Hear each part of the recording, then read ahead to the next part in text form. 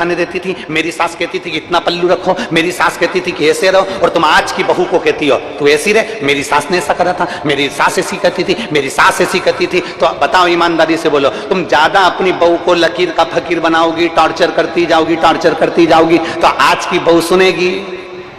अरे बोलो तो जम के नहीं। बल्कि तुम्हें सोचना चाहिए कि जो तुम्हारी सास ने तुम्हारे साथ करा, हम अपनी बहू के साथ नहीं करेंगे, उसको आगे बढ़ाएंगे। वो हमें सोचना, हमें विचार करना, हमारी दृष्टि ऐसी करना है। पर हम क्या सोच के बैठे, मेरी सास ने तो मुझसे घर लिपाया था, तो बहू से कह रही जा बाहर से गोबर लेकर आ लिप। तो बहू ने कहा मम्मी यहाँ तो कोटा लगा है, यहाँ मार्बल लगा है, यहाँ तो अच्छी जमीन है, मैं कपड़े से पोछा फेर देती। नहीं, गोबर लेके आ। फिर हमारी सास भी तो फिरवाती थी। फिर अब बहू कह रही है मम्मी, अब पहले के जमाने में सिवैया, क्या बोलते हैं इधर छत्तीसगढ़ में, सिवैया बोलते हैं और कुछ बोलते हैं, सिवैया ही बोलते हैं। पहले के जमाने में सिवैया मशीन से बनती थी क्या? अरे जम के तो बोलो। नहीं, क्या करती थी? बोलो बोलो, सही है कि गलत है? हाथ से सिवैया बनती थी। अब आज के जमाने में क्या आ गई? मशीन। अब तुम बहू से कहो, हमारी सास तो हाथ से सिवैया बनवाती थी, हाथ से बना। बहू के मम्मी मेरे पिताजी ने दहेज में सिवैया की मशीन दी है, बस इसमें लगाना है, और मैं उनसे कह दूंगी वो पलंग पे बैठ के ऐसे ऐसे घुमाते रहेंगे, और मैं ऐसे ऐसे आटा उसमें ठूसती रहूंगी, और नीचे से सिवैया निकलती रहेगी। नहीं, तू तो हाथ से बना। अब तुम लकीर के फकीर। एक सास ने अपनी बहू से कहा, सुन, एक एक रोटी अच्छे से सेका कर, सुन, एक एक दाना अच्छे से बीना कर, सुन, एक एक समोसा अच्छे से तला कर, सुन, एक एक कपड़े को अच्छे से धोया कर, सुन, एक एक कोने की अच्छे से झाड़ू लगाया कर। बहू परेशान हो गई। एक दिन बहू नहाने के लिए बाथरूम में गई, 4 घंटे तक नहीं निकली। सास ने पूछा, बेटा बाहर क्यों नहीं आ रही, क्या कर रही है? मम्मी नहा रही हूं। तो तू 4 घंटे पहले की अंदर गई है, तो 8 बजे की घुसी है और 11-12 बज रही है, तू आ क्यों नहीं रही? मम्मी एक एक बाल को शैम्पू कर रही हूं। अब एक एक बाल में शैम्पू लगा। लकीर के फकीर नहीं बनना।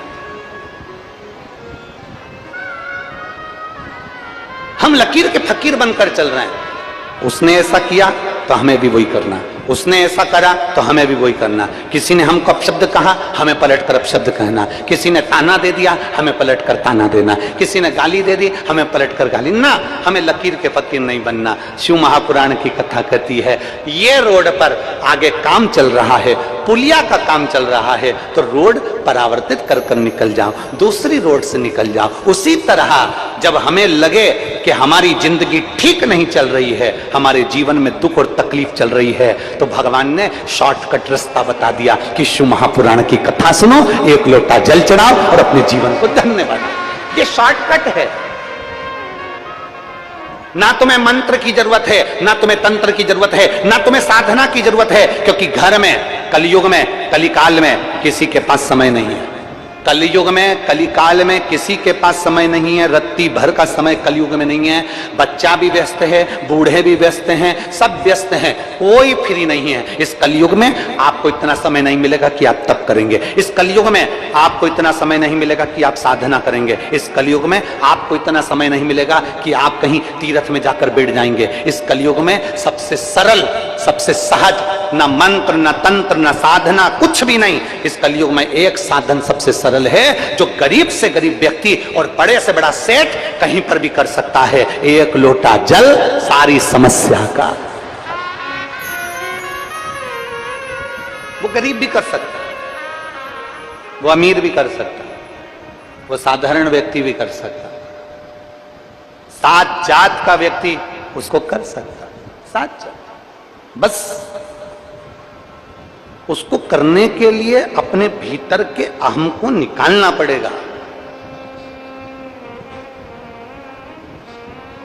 उसको करने के लिए अपने भीतर के अहंकार को निकालना पड़ेगा। गांव में कुआं,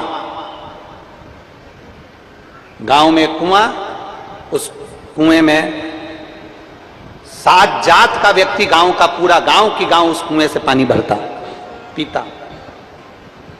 एक कुआं, 7 जात का व्यक्ति उस कुएं से पानी पीता। एक काली कुतिया आई और कुएं में गिर गई। अब कुतिया कुएं के अंदर गिरी। अब वो कुआं बदबू मारने लगा, बहुत तेज बदबू मार रहा था। सारे के सारे गांव के लोग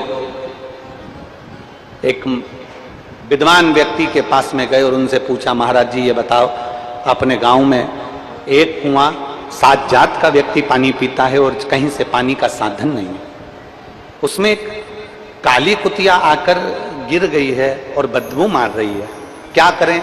महाराज जी ने कहा एक काम करो, यज्ञ करवाओ, कुएं से बदबू चली जाए। यज्ञ करवाया, बदबू नहीं गई। फिर किसी ने कहा यहां भंडारा करवाओ, बदबू चली जाएगी। भंडारा करवाया, बदबू नहीं गई। फिर किसी ने कहा कन्या भोज कराओ, कन्या भोज कराया, बदबू नहीं गई। फिर किसी ने कहा भगवान की कथा करवाओ, कथा करवाई, बदबू नहीं गई। कुएं में से लगातार बदबू आती रही, आती रही, आती रही। गांव के लोगों ने सोच लिया, यज्ञ अनुष्ठान कथा भंडारा सब करके देख लिया, कुएं की बदबू नहीं गई। अब लगता है कि इस कुएं में किसी का श्राप लग गया, इस कुएं में किसी का श्राप लग गया। अब छोड़ो इस कुएं को, दूसरा कुआं बनाएंगे। गांव के लोगों ने विचार करा, थोड़े दिन बाद नया कुआं बनाएंगे। 15 दिन के बाद उसी गांव में एक संत आ गए। सारे गांव के लोग हाथ जोड़कर बोले, बाबा जी हमारे गांव में एक कुआं 7 जात का आदमी पानी पीता है और उस कुएं में काली कलर की कुतिया आके गिर गई है, बदबू मार रही है। संत ने पूछा तुमने क्या करा? संत ने पूछा तुमने किया क्या? तो कहा हमने यज्ञ करवाया, अनुष्ठान करवाया, भंडारा करवाया, कन्या भोज करवाया, हमने सब कुछ करवाया, कथा करवाई, कुएं की बदबू नहीं गई? नहीं गई। इतने में संत ने पूछा तुमने कुएं में से कुतिया निकलवाई? कि बस महाराज हमने ये नहीं करवाया। अब विचार करो, कुएं में कुतिया पड़ी है, बदबू मार रही है, हमने यज्ञ करवा लिया, अनुष्ठान करवा लिया, भंडारा करवा लिया, कन्या भोज करवा लिया, यज्ञ करवाया, कथा करवाई, पर कुएं में से कुतिया नहीं निकलवाई। संत ने कहा कुएं में से कुतिया निकालकर फेंक देते, पूरे पानी को उलीस देते, दूसरा पानी आना चालू होता, कुएं में से बदबू आना बंद हो जाती। शिव महापुराण की कथा कहती है जब तक ये मन रूपी कुएं में अहंकार रूपी कुतिया पड़ी रहेगी तब तक मेरा मेरा नजर आएगा। जिस दिन ये कुतिया निकल गई भोलेनाथ सब तेरा नजर आएगा। ये अहंकार,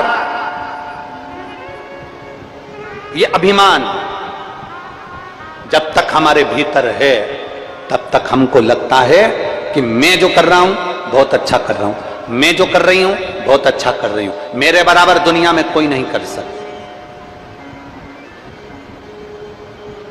मेरे बराबर संसार में कोई नहीं कर सकता। और शिव महापुराण की कथा कहती है अरे मत बुरे कर्म कर बंदे वरना पछताएगा, भगवान की आंखों से तू बच नहीं पाएगा, तू बच नहीं पाएगा।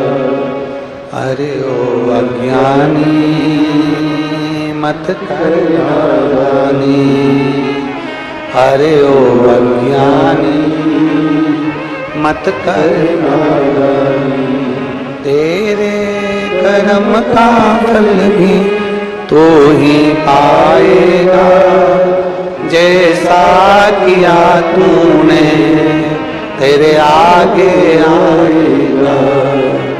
मत बुरे कर्म कर बंदे वरना पछताएगा, भगवान की आंखों से तू बच नहीं पाएगा, तू बच नहीं पाएगा। हम लकीर के फकीर ना बन। हमारी सास ऐसे करती थी तो हमें वैसे ही करना। मंदिर में गए तो आंख बंद करके बैठ गए, किसी को बैठा देखा तो तुम भी बैठ गए, तुम्हारा मन नहीं लग रहा है, तुम्हारा चित्त नहीं लगा।